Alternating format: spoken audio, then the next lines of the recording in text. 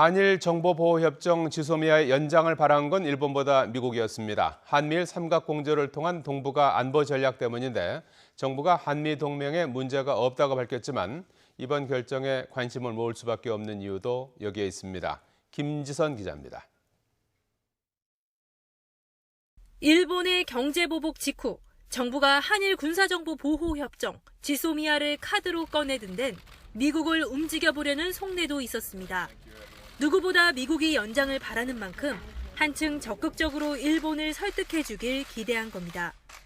미국의 물밑 움직임에도 꿈쩍 않는 일본의 태도에 끝내 종료하기로 했지만 한미 동맹에 대한 우려가 나오는 것도 이 때문입니다.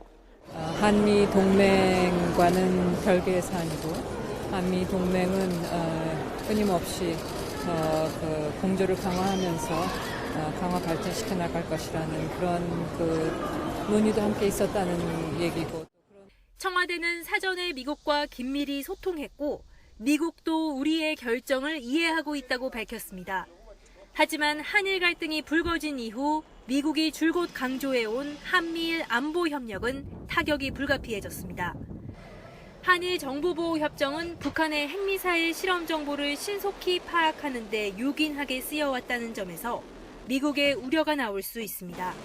대한민국의 국익보다 미국의 국익에 이게 상당히 작동하는 것이지만 만약에 우리가 이거를 3년 전에 체결 안 하는 건 우리 자유였지만 지금 있는 협정을 다시 연장 안 한다 그러면 미국이 굉장히 싫어하겠죠. 따라서 한미동맹을 고려하는 것이 우리의 국익입니다. 협정 종료로 흔들릴 한미동맹이 아니라는 것이 청와대의 설명입니다. 미국이 우리와 같은 입장이라면 문제가 없겠지만 자칫 한미동맹 훼손으로까지 인식할 경우 한일 갈등에 이어 대미외교 과제까지 부담으로 작용할 수 있다는 우려도 나옵니다. YTN 김지선입니다.